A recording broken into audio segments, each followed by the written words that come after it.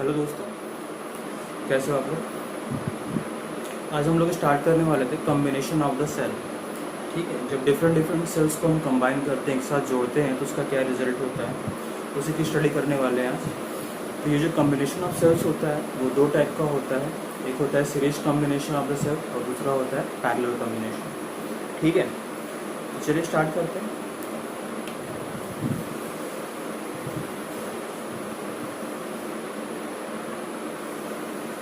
Combination of cells. ठीक है, cell के बारे में हम लोगों ने थोड़ी बहुत बात की थी। जैसे सेल को इस तरीके से रिप्रेजेंट किया जाता है। ठीक है, अगर इस तरीके से दिखा रहे हैं, ये टोटल कंप्लीट मिल करके बनता है आपका बैटरी। बैटरी जो होता है वो सेल, ये जो दिख रहा है ये सेल, और उसके साथ सेल का इंटरनल रेजिस्टेंस को भी दिखाता है। This is the internal resistance small r. ठीक है, and this is the EMF of the battery, E या फिर एप्सिलॉन। ये कॉम्बिनेशन जो होता है वो मिलके बनाता है बैटरी को। ठीक है, तो हम लोग बात करेंगे कॉम्बिनेशन ऑफ सेल्स के। इसमें पहला जो होता है वो होता है series combination. First one is series combination and second one is parallel combination.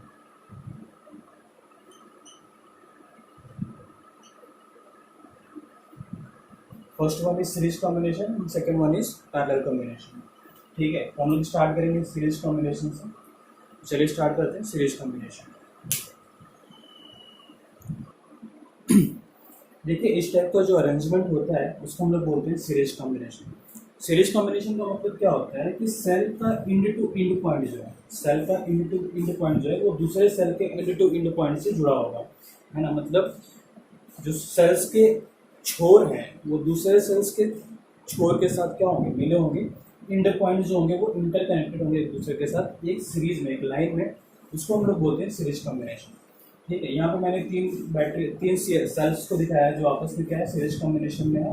पहले वाले सेल का ईएमएफ E1 है, दूसरे का E2 है और तीसरे का E3 है। और पहले वाले सेल का इंटरनल रेजिस्टेंस R1 है, दूसरे सेल का इंटरनल रेजिस्टेंस R2 है और तीसरे वाले सेल का इंटरनल रेजिस्टेंस R3 है। ठीक है, और उसके साथ एक बाहर एक्सटर्नल रेजिस्टेंस जुड़ा गया है जिसकी रेजिस्टेंस की वैल्यू कैपिटल R है।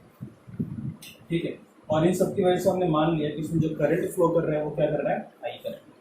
ठीक है, हमारा मोटिव क्या है, इसको इक्विवेलेंट सर्किट में कन्वर्ट करना। अगर इसका इक्विवेलेंट सर्किट ड्रॉ किया जाए तो वो कुछ ऐसा है।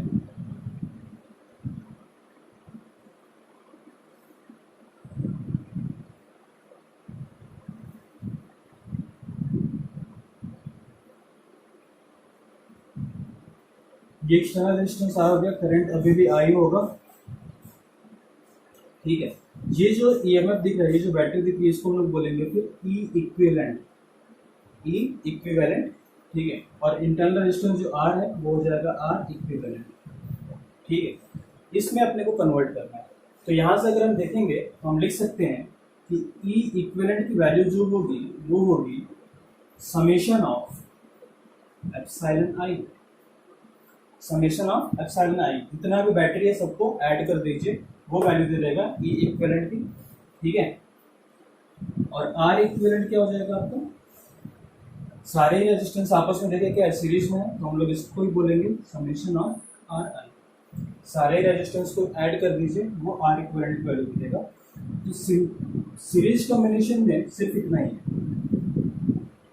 ठीक है, अगर सीरीज कॉम्बिनेशन दे रखा है तो इक्विवेलेंट वैल्यू कितनी आएगी, summation of E I, and equivalent resistance की वैल्यू आएगी समेशन ऑफ आर आई। ठीक है, तो नोट करिए, फिर आगे बढ़ते हैं।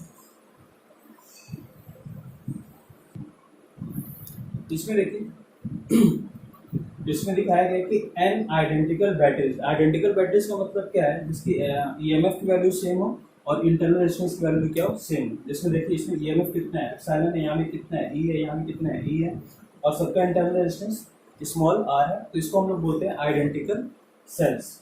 ठीक है, तो कितनी बार ऐड किया गया है, कितनी बार जोड़ा गया है, n टाइम्स। ठीक है, तो n identical cells are connected in series, n identical batteries are connected in series, to find the value of E equivalent and R equivalent. ठीक है, तो हम लोग जानते हैं अगर आइडेंटिकल है एन टाइम्स है तो इक्विवेलेंट की वैल्यू कितनी आएगी, epsilon equivalent was equals to summation of E I. ठीक है, तो यहाँ पे कितनी बार ऐड किया गया एन टाइम्स, तो समेशन सॉरी इक्विवेलेंट ईएमएफ की वैल्यू कितनी आएगी एन इंटू में ई। ठीक है, और अगर हम बात करेंगे आर इक्विवेलेंट की, उसकी वैल्यू कितनी हो जाएगी,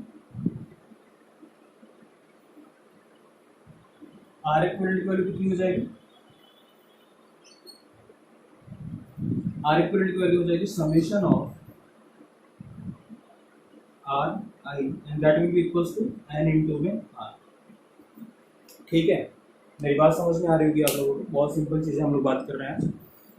ठीक है, एक क्वेश्चन इसमें ये आता है कि if N identical batteries are connected in series and M of them are reversed then the find the value of E equivalent. मतलब क्या है कि अगर एन आइडेंटिकल बैटरीज को सीरीज में जोड़ा गया हो और उसमें से एम बैटरी की जो पोलैरिटी है उसको चेंज कर दिया गया होगा तो ई इक्विवेलेंट की वैल्यू कितनी आएगी।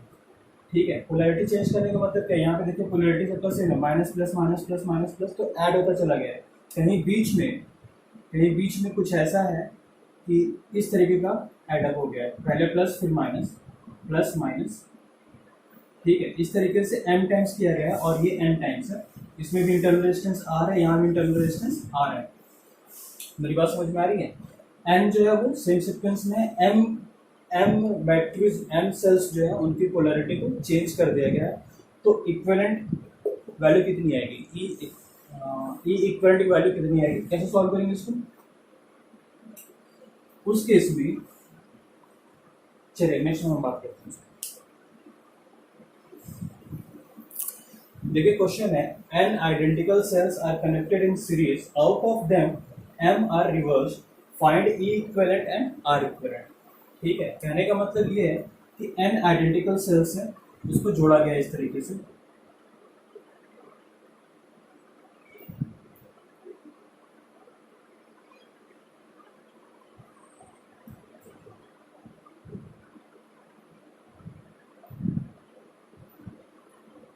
ठीक है, ये एन आइडेंटिकल सेल्स थे, उसमें से एम सेल्स की पोलैरिटी को चेंज कर दिया गया है इस तरीके से।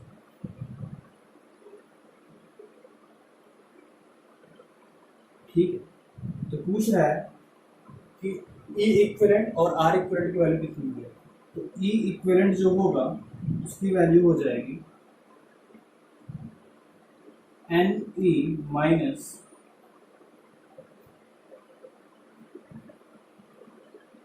To M E. ठीक है,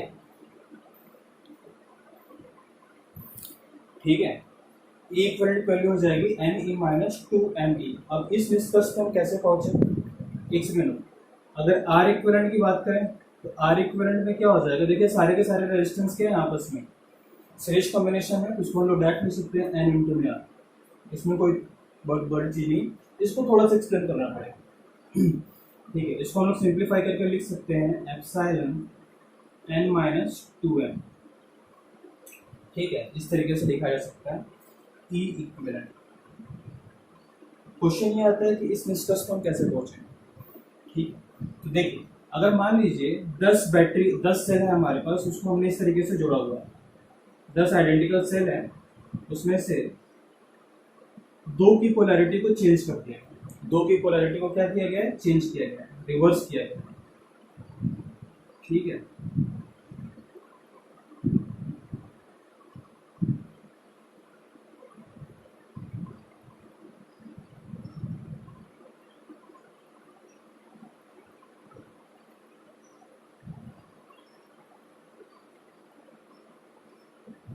लोग हो गया होगा 1 2 3 4 5 6 7 8 9 10। ठीक है, 10 आइडेंटिकल बैटरीज थी, दो की पोलैरिटी को चेंज करना है, मतलब दो की पोलैरिटी को चेंज करने का मतलब क्या हो गया, ये हो गया प्लस और ये हो गया माइनस, ये हो गया प्लस और ये हो गया माइनस, पोलैरिटी चेंज हो गई, पोलैरिटी चेंज यहाँ पे हो गई। ठीक है, सब एप्सिलॉन है, एप्सिलॉन या फिर ई जो भी आप चाहो बोलो, आपकी अपनी श्रद्धा भक्ति है।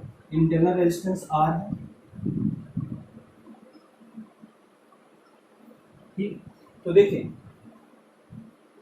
10 आइडेंटिकल बैटरी थी जिसमें से 2 की पोलैरिटी को क्या किया गया, रिवर्स किया गया है, तो ई इक्विवेलेंट की वैल्यू कितनी होगी? पहली बात तो ये देखिए, ये जो बैटरी है वो इसको कैंसिल आउट करेगा, ये बैटरी जो है वो इसको कैंसिल आउट करेगा, ठीक है। तो बच्चे कितना अपने पास, 1 2 3 4 5 6 है ना। मतलब अगर 2 की पोलैरिटी चेंज की हो तो 2 तो ले भी देगा ना एक दूसरे को कंपनसेट करने में, तो इसीलिए यहाँ पे 2 इंटू में माइनस, मतलब माइनस में 2 इंटू में है। अगर m की पोलैरिटी को चेंज किया जा रहा है, m सेल्स की पोलैरिटी को चेंज किया जा रहा है, तो इफेक्ट कितने को डालेगा, 2m को, क्योंकि m की तो पोलैरिटी चेंज हो रही है, बाकी वो क्या करेगा, 2 को कैंसिल आउट करेगा ना अपने आप को ओवरकम करने के लिए। 2 की नेगेटिव वैल्यू हो गई तो उसको जीरो करने के लिए वो 2 को ले भी देगा, ठीक है। इसलिए यहाँ पे इक्विवेलेंट की वैल्यू कितनी आ जाएगी, 6e, ठीक है। और r इक्विवेलेंट आपका सेम रहेगा, सेम होने का मतलब कितना है, 10 इंटू में r, ठीक है, क्योंकि रेजिस्टेंस आपस में क्या है, सीरीज कॉम्बिनेशन।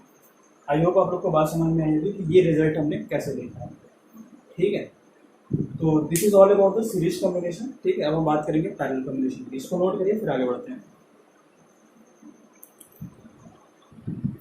देखिए सीरीज कॉम्बिनेशन में इस टाइप के सर्किट हम लोगों ने बनाया था, इसके बारे में थोड़ी सी एनालिसिस की थी, कुछ चीज़ें रह गई थी जिसके बारे में मैं बात करना चाहूँगा, तो थोड़ा सा टाइम इस पर और देते हैं।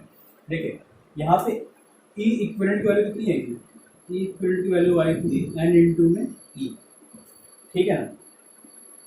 और आपका आर इक्विवेलेंट की वैल्यू कितनी आई थी, R equivalent was equals to N into में आर, ठीक है। अब अगर हम बात करेंगे करंट की, ठीक है, करंट की अगर हम बात करें तो what is the value of current here, I will be equals to V by R, V मतलब आपका नेट ईएमएफ, नेट ईएमएफ की वैल्यू कितनी है, एन इंटू में ई है, ठीक है। और आर इक्विवेलेंट कितना है, एन इंटू में आर, उसके साथ ये एक्सटर्नल आर जो है वो क्या है, सीरीज कॉम्बिनेशन में, सीरीज में है, तो इसको ऐड करेंगे तो value will be R plus n into में R, this is the value of current, ठीक है। तो यहाँ पे कुछ चीज़ें निकल के आती हैं। अगर मान लीजिए external resistance is much greater then internal resistance, आपका एक्सटर्नल रेजिस्टेंस जो है वो बैटरी के इंटरनल रेजिस्टेंस से काफ़ी ज़्यादा है, तो क्या होगा, उस केस में करंट की वैल्यू कितनी होगी, I will be equals to N into में ई, जब आर इज मच ग्रेटर, जब R is much greater than N R हो जाएगा तो वैल्यू कितनी हो जाएगी, this will be equals to approximately N into में ई आर, ठीक है। इसका मतलब क्या है कि ये वही हो जाएगा कि आपने एन बैटरीज को एक साथ सीरीज में जोड़ दिया गया है और ये वैल्यू आ गई आपकी नेट करंट की। ये करंट जो होगा वो काफ़ी स्ट्रांग होगा, देख के ही लग रहा है, एन टाइम्स मिल रहा है, ठीक है। तो अगर आपको स्ट्रांग करंट चाहिए सर्किट में तो आप एन बैटरीज को सीरीज में अगर आप ऐड करना चाहते हैं तो उसका इंटरनल रेजिस्टेंस क्या होना चाहिए, बैटरी का इंटरनल रेजिस्टेंस क्या होना चाहिए, काफ़ी कम होना चाहिए, तो आपको करंट की वैल्यू अच्छी खासी मिलेगी, ठीक है। ये फर्स्ट केस। सेकेंड केस आता है कि अगर R is much less then internal resistance, अगर आपका एक्सटर्नल रेजिस्टेंस इंटरनल रेजिस्टेंस से काफ़ी कम है, एक्सटर्नल रेजिस्टेंस इंटरनल रेजिस्टेंस से काफ़ी कम है, तो उस केस में क्या होगा, या फिर हम ये कह सकते हैं कि आपका इसको इस तरीके से,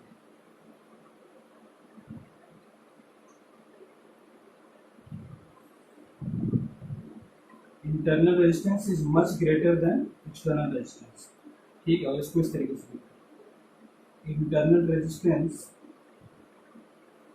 is much less then external resistance, ये तरीका ठीक है, ठीक है। अगर इंटरनल रेजिस्टेंस एक्सटर्नल रेजिस्टेंस से काफ़ी ज़्यादा होगा तो क्या होगा, देखिए आई की वैल्यू कितनी है, I is equals to n E upon में आर प्लस एन आर, ठीक है। तो अगर ये वैल्यू काफ़ी कम है, एक्सटर्नल रेजिस्टेंस काफ़ी कम है, तो इसको हम लोग टेंडिंग टू जीरो कर देंगे, ठीक है, this will be tending to zero. तो आपका आई का वैल्यू जो आ रहा है, जो आई की वैल्यू आ रही है वो अप्रॉक्सीमेटली इक्वल्स टू हो जाएगा एन ई अपॉन में एन आर, एन से एन कैंसिल हो जाएगा, आई की वैल्यू निकल के आ जाएगी ई बाई आर। अगर आप ध्यान से देखिए तो ये वो वैल्यू है कि सिंगल बैटरी को जोड़ा गया है, उसकी वजह से जो करंट है ना, V by R, single battery से जो करंट आएगा वही करंट इस पूरे कॉम्बिनेशन से आएगा, ठीक है। तो इसका कोई मतलब नहीं है कि आप इस तरीके की बैटरी लगाएं जिसका इंटरनल रेजिस्टेंस काफ़ी ज़्यादा हो एक्सटर्नल से, तो उसका कोई मतलब नहीं है, क्योंकि उसका जो रिजल्ट आएगा वो सिंगल सेल के बराबर आएगा, तो इसमें एन सेल्स लगाने की कोई ज़रूरत नहीं है, ठीक है। अगर आपको स्मॉल करंट चाहिए तो उसमें सिंगल सेल काफ़ी है, ठीक है। सीरीज में अगर आप ढेर सारे सेल्स लगाएंगे और जिसका इंटरनल रेजिस्टेंस काफ़ी ज़्यादा होगा तो उसका कोई मतलब नहीं है। तो internal resistance, high internal resistance के बैटरी सेल्स को सीरीज कॉम्बिनेशन देने का कोई मतलब नहीं है, क्योंकि उसका इक्विवेलेंट क्या आएगा, सिंगल सेल के बराबर आएगा। मेरी बात समझ में आ रही होगी आपको? ठीक है, नोट करिए। बात करते हैं हम लोग पैरेलल कॉम्बिनेशन। देखिए पैरेलल कॉम्बिनेशन क्या होता है, जब बैटरीज को, जब सेल्स को आपस में इस तरीके से एड अप किया जाता है तो उसको हम लोग बोलते हैं क्या, पैरेलल कॉम्बिनेशन। ठीक है, इसमें सभी सेल्स की जो एंड पॉइंट होती है वो एक्सटर्नल रेजिस्टेंस के साथ कनेक्टेड होती है। इसमें हमने दो दिखाया, कितने भी एन आइडेंटिकल या फिर एन टाइप के किसी भी टाइप के आप रेजिस्टेंस या फिर सेल्स लगा सकते हैं। ठीक है, बस होना क्या चाहिए, सब एक दूसरे के पैरेलल होना चाहिए। ऐसे कॉम्बिनेशन को हम लोग पैरेलल कॉम्बिनेशन बोलते हैं। ठीक है, तो इसमें अगर हम बात करें तो इसका इक्विवेलेंट सर्किट कैसा बनेगा, इसका इक्विवेलेंट सर्किट देखिए बनेगा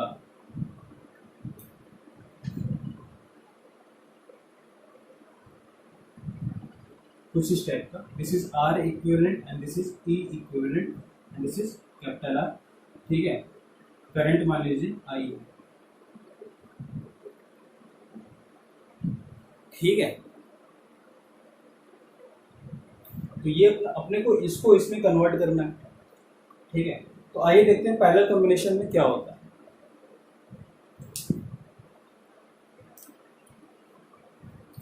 अगर हम लोग इस सर्किट को देखें, ये देखिए जो ऊपर वाला सर्किट है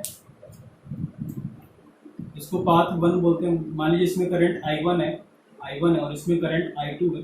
तो I1 वाले करंट में अगर हम लोग KVL लगाते हैं, है ना, KVL लगाते हैं तो क्या होगा, वोल्टेज लॉ लगाते हैं, किरचॉफ वोल्टेज लॉ लगाते हैं तो क्या होगा। देखिए ये सर्किट जो है वो ऊपर की तरफ से जाएगा, तो मैं लिखता हूँ इक्वेशन ε1 या फिर E1 minus I1 R1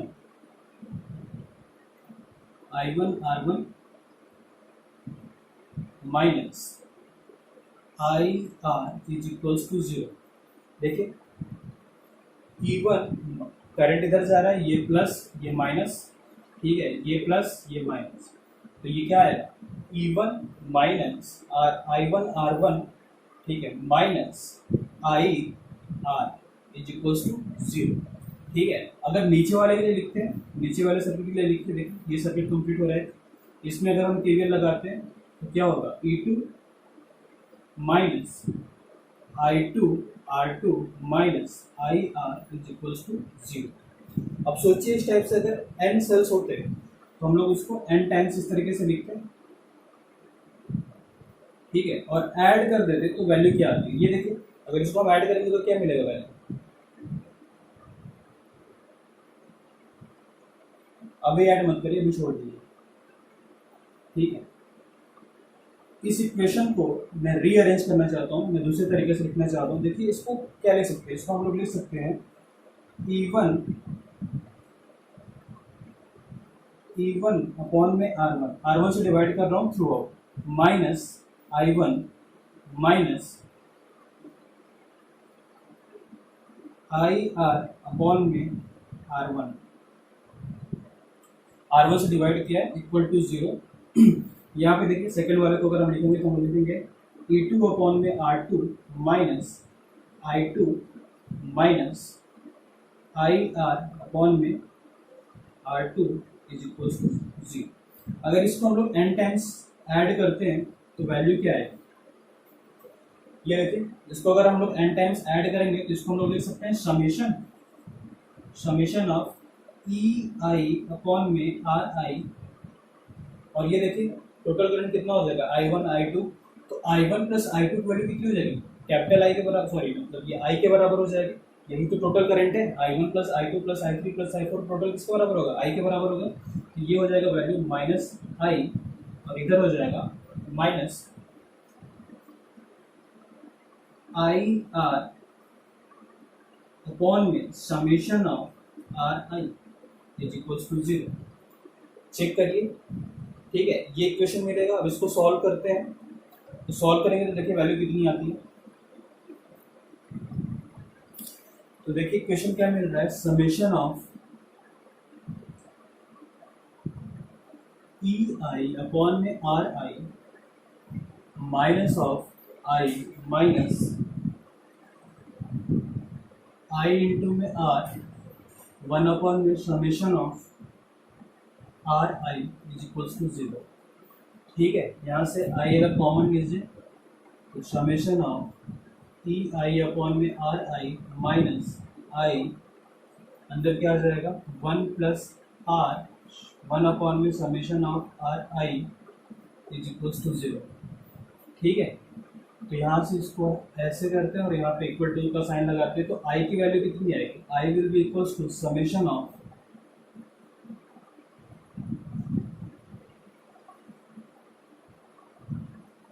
I will be equals to summation of E I upon में R I, E I upon में R I upon में 1 plus R 1 summation of R I। ठीक है, इसको रीअरेंज करके लिखिए तो देखिए I की वैल्यू कितनी आएगी, रीअरेंज करके लिखिए। ठीक है, रीअरेंज करके लिखेंगे तो ये वैल्यू आएगी, इसको जस्ट सिंप्लीफाई किया है और कुछ एक्स्ट्रा रॉकेट साइंस नहीं है इसमें। ठीक है, अब देखिए यहाँ भी जो करंट की वैल्यू थी, यहाँ पे अगर हम करंट की वैल्यू लिखे तो आई की वैल्यू कितनी होगी इस सर्किट के लिए, देखिए this will be equals to epsilon equivalent upon में आर प्लस आर इक्विवेलेंट। मेरी बात समझ में आ रही है? अगर यहाँ पे इक्विवेलेंट सर्किट जो बनाया उसके लिए अगर हम करंट की वैल्यू लिखेंगे तो वो क्या होगा, एप्सिलॉन इक्विवेलेंट, है ना, मतलब ई इक्विवेलेंट अपॉन में टोटल रेजिस्टेंस कितना हो जाएगा आर इक्विवेलेंट और प्लस आर, क्योंकि ये दोनों क्या है आपस में सीरीज में, तो ये वैल्यू हो जाएगी। ठीक है, अब अगर इससे और इसको रिलेट करिए, यहाँ पे इस इक्वेशन में और इस इक्वेशन में, ये भी देखिए करंट का इक्वेशन और ये भी क्या है करंट का इक्वेशन है, अगर इसको और इसको आपस में इक्विवेलेंट किया जाए, कंपेयर किया जाए, तो हम लोग लिख सकते हैं कि एप्सिलॉन इक्विवेलेंट की वैल्यू जो आएगी वो आएगी summation of E I upon में आर आई अपॉन में 1 अपॉन में समेशन ऑफ आर आई, इस तरीके से लिखा जा सकता है। ठीक है, और आर इक्विवेलेंट की वैल्यू देखिए कितनी आएगी, R equivalent will be equals to summation of 1 upon में आर। ठीक है, ये वैल्यू हो जाएगी आर इक्विवेलेंट। तो this is the equivalent value for the E and R. ठीक है, ये देखने में इतना खतरनाक लग रहा है, ठीक है, लेकिन अगर n आइडेंटिकल सेल्स, मैं आपको बता रहा हूँ ये देखने में खतरनाक लग रहा है लेकिन है कुछ नहीं।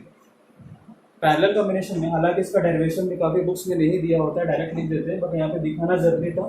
ठीक है, पैरेलल कॉम्बिनेशन में अगर आपके n आइडेंटिकल सेल्स आपस में पैरेलल में होते हैं, है ना, अगर आपका पैरेलल कॉम्बिनेशन में n आइडेंटिकल सेल्स आपस में पैरेलल में होते हैं तो ई इक्विवेलेंट की वैल्यू आती है सिंगल ई वैल्यू आती है। अगर आपका n आइडेंटिकल सेल, एक जैसे सेल, जैसे यहाँ पे E1 R1 है, E1 R1 होकर ना होकर के ER और ER होता। ठीक है, इस तरीके से n टाइप ऑफ सेल्स आपस में पैरेलल में जुड़े होते तो नेट एप्सिलॉन की वैल्यू कितनी आती, ई के बराबर होती, नेट ई की वैल्यू ई के बराबर होती, सिंगल सेल के बराबर होती, ईएमएफ ऑफ सिंगल सेल के बराबर होती है अगर n आइडेंटिकल सेल्स होते तो। और आर इक्विवेलेंट की वैल्यू आपको पता है, अगर n आइडेंटिकल रेजिस्टेंस आपस में पैरेलल में होते हैं तो उसका इक्विवेलेंट वैल्यू कितनी होती है, r बाई n। ठीक है, और आर इक्विवेलेंट कितना हो जाता, r बाई n। ठीक है, अगर आइडेंटिकल सेल्स होते तो, आइडेंटिकल सेल्स नहीं है तो हम लोग ई इक्विवेलेंट की वैल्यू लिख सकते हैं। अगर मान लीजिए डिफरेंट टाइप के सेल्स हैं तो ई इक्विवेलेंट की वैल्यू जो आएगी वो होगी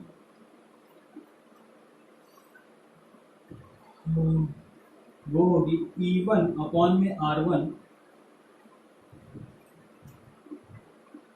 E1 अपॉन में R1 प्लस E2, अगर दो सर्किल लिख रहे हैं तो E2 अपॉन में R2 अपॉन में 1 अपॉन में R1 प्लस 1 अपॉन में R2, ये ई इक्विवेलेंट की वैल्यू होती है। ठीक है, और आर इक्विवेलेंट आपको पता ही है, आर इक्विवेलेंट क्या हो जाएगा, 1 अपॉन में R equivalent is equals to 1 upon में R1 प्लस 1 अपॉन में R2। पैरेलल कॉम्बिनेशन आप लोग जानते हो, इसमें कोई बड़ी चीज़ नहीं। ठीक है, तो अगर इस टाइप से मतलब डिफरेंट आइडेंटिकल सेल्स ना हो करके अलग अलग टाइप के सेल्स होंगे तो उसका जो इक्विवेलेंट वैल्यू आएगा वो इस तरीके से आएगा। ये जो है वो इसी तरीके का रूप है, देखिए समेशन करते चले गए अपॉन में, आ रही बात समझ, नोट करिए फिर आगे बढ़ते हैं। अब देखिए अगर n आइडेंटिकल सेल्स आपस में पैरेलल में जुड़े होंगे, n आइडेंटिकल सेल्स होंगे, तो करंट की वैल्यू कितनी हो जाएगी? I will be equals to E equivalent. E equivalent की वैल्यू कितनी हो जाएगी? हमको पता है अगर n आइडेंटिकल सेल्स आपस में पैरेलल में होते हैं तो E की वैल्यू कितनी होती है? E के बराबर होती है। E इक्विवेलेंट की वैल्यू E के बराबर होती है पैरेलल में, अगर n आइडेंटिकल सेल्स होंगे तो मैंने अभी बताया था, ठीक है। और R इक्विवेलेंट की वैल्यू कितनी हो जाएगी?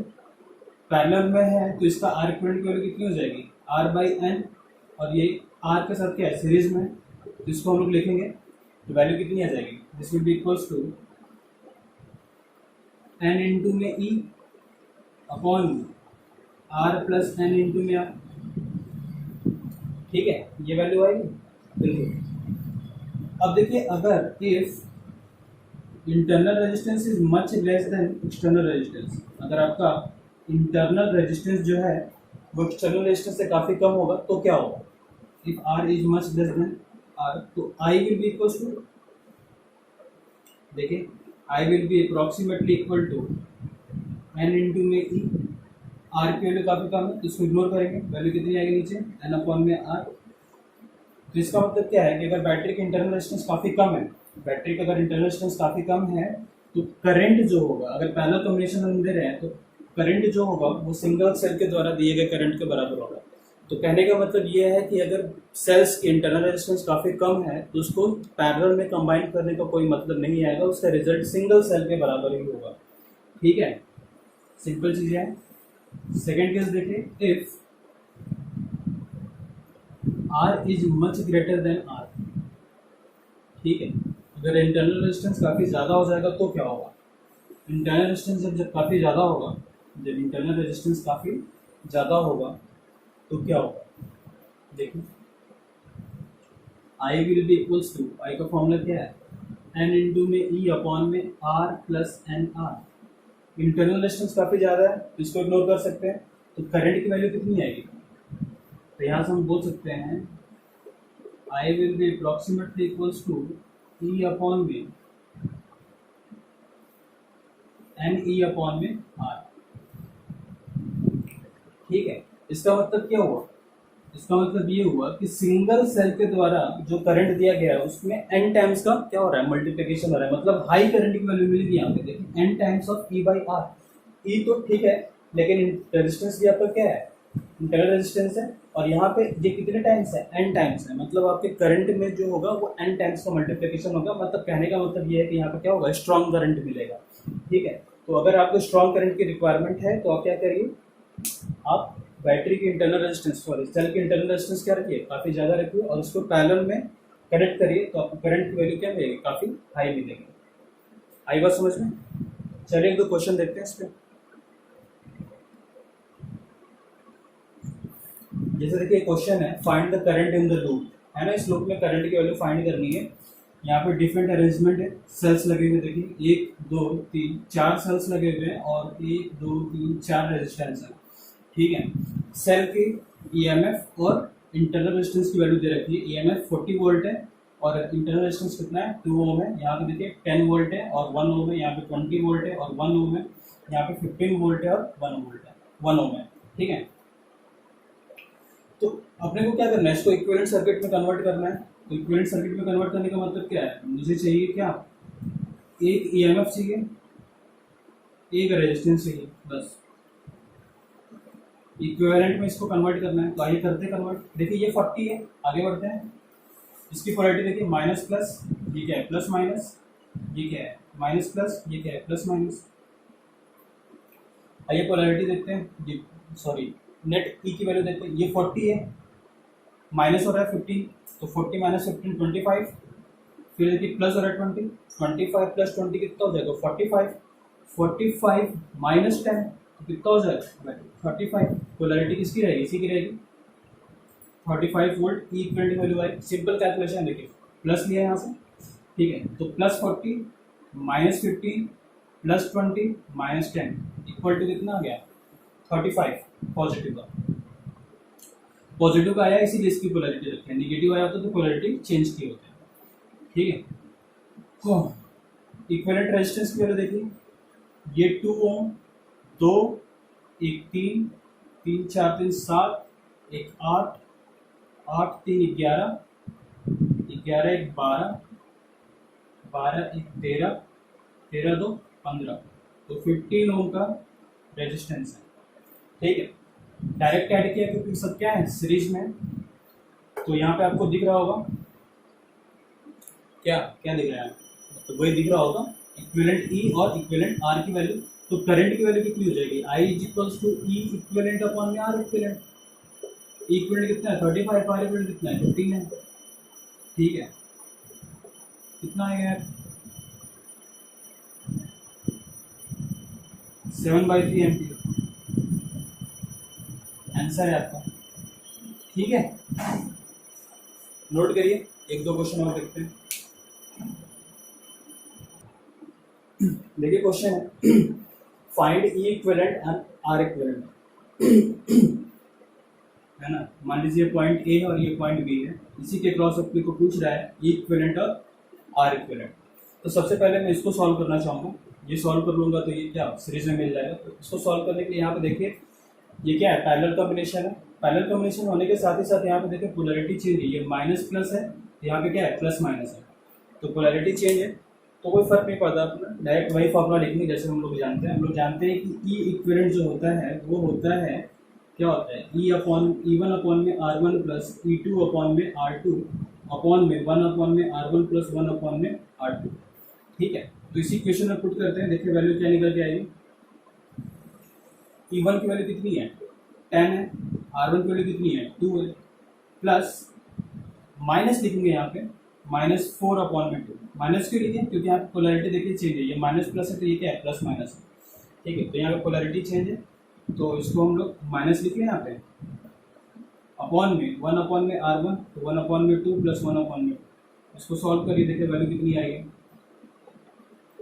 ये 5 हो जाएगा और ये 2 हो जाएगा, ये 1 हो जाएगा, तो वैल्यू आएगी 3 वोल्ट। मतलब ई इक्विवेलेंट की वैल्यू आ रही है 3 वोल्ट इसके लिए से। ठीक है, और आर इक्विवेलेंट की वैल्यू कितनी आएगी, आर इक्विवेलेंट देखिए 1 अपॉन में r1 प्लस 1 अपॉन में r2 की वैल्यू कितनी हो जाएगी, 1 अपॉन में 2 प्लस 1 अपॉन में 2, जब आर इक्विवेलेंट की वैल्यू कितनी हो जाएगी 1 ओम। ठीक है, देख के ही लग रहा होगा 2 ओम और 2 ओम आपस में पैरेलल है तो वैल्यू कितनी आएगी 1 ओम। तो इसका अगर इक्विवेलेंट सर्किट बनाए आप, पॉइंट ए 1 ओम 6 वोल्ट, और इसमें इसकी पोलैरिटी लेंगे, है ना, इसकी पोलैरिटी को पॉजिटिव भी है तो ये पोलैरिटी लेंगे प्लस 1 ओम, और ये कितना आया था 3 वोल्ट, ये पॉइंट बी है। तो यहाँ पे देखिए ई इक्विवेलेंट की वैल्यू कितनी हो जाएगी, E equivalent will be equals to 6 minus 3, तो 6 minus 3 is equals to 3 volt. ठीक है, एंड आर इक्विवेलेंट कितना हो जाएगा 1 ओम प्लस 1 ओम सीरीज में है, तो 1 plus 1 that is equals to 2 ohm. This is your answer, यही पूछ रहे हैं, find E equivalent and R equivalent. तो ई इक्विवेलेंट की वैल्यू कितनी हो जाएगी 3 वोल्ट एंड आर इक्विवेलेंट की वैल्यू कितनी हो जाएगी 2 ओम। ठीक है, सिंपल चीजें हैं, पोलैरिटी का ध्यान रखिएगा, अगर अपोजिट पोलैरिटी होगा तो प्लस की जगह क्या हो जाएगा माइनस हो जाएगा, सेम पोलैरिटी होगी तो ऐड अप करके चले जाएंगे। रेजिस्टेंस में कोई फर्क नहीं पड़ेगा क्योंकि रेजिस्टेंस में क्या है आपका पैरेलल ही होता है, पैरेलल में कोई पोलैरिटी कोई मतलब नहीं होता रेजिस्टेंस में। ठीक है, वो करंट कैलकुलेशन में हम लोग लिखते हैं, बाय द वे इसका कोई पोलैरिटी रेजिस्टेंस का कोई पोलैरिटी नहीं होता। वायर को आप इस तरीके से ऐड करिए या फिर इस तरीके से ऐड करिए, कोई फर्क थोड़ी पड़ता है उसमें, बट बैटरी में फर्क पड़ जाएगा। अगर आप बैटरी को इस तरीके से जोड़ रहे हो और इस तरीके से जोड़ रहे हो तो काफी अंतर है दोनों में। आ रही बात समझ में, इसको नोट कर लीजिए। और इसमें एक चीज़ और रह जाती है आपके सेल्स में जिसको हम लोग बोलते हैं मिक्स्ड ग्रुपिंग।